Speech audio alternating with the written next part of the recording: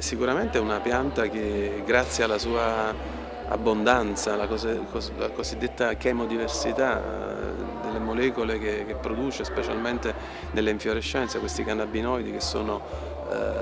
peculiari della pianta di cannabis, ha potenzialità terapeutiche. È una pianta per la quale esistono dati aneddotici secolari circa l'utilizzo in ambito medico, in ambito medicinale quantomeno, e quindi se qualcosa si può dire è che piuttosto è stata, almeno fino a 15-20 anni fa, poco studiata, un po' sottovalutata questa cosa, per cui è chiaro che c'è bisogno di fare molti studi, molta ricerca. I componenti, questi cannabinoidi sono tantissimi, purtroppo finora ne sono stati studiati pochissimi e quello più studiato è il cannabinoide, che anche produce una serie di effetti psicotropi che non sempre sono desiderati in un paziente.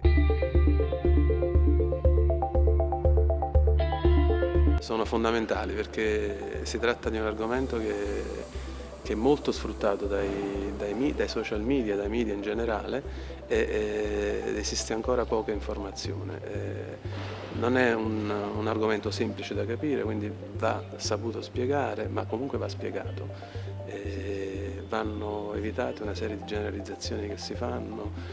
di legami come appunto cannabis uguale sistema endocannabinoide, perché ci sono molti tipi di cannabis, molti cannabinoidi in questi tipi di cannabis e non tutti agiscono attraverso il sistema degli endocannabinoidi, quindi insomma ci sono cose che vanno spiegate. Vedo ancora oggi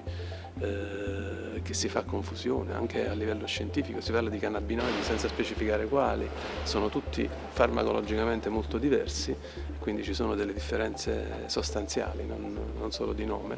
per cui è chiaro che questi eventi sono di fondamentale importanza, specialmente se si mette l'accento su certe cose. Anche gli aspetti semantici a volte delle definizioni delle parole vanno ben spiegati, se no è chiaro che poi le persone generalizzano e non ci capiscono granché.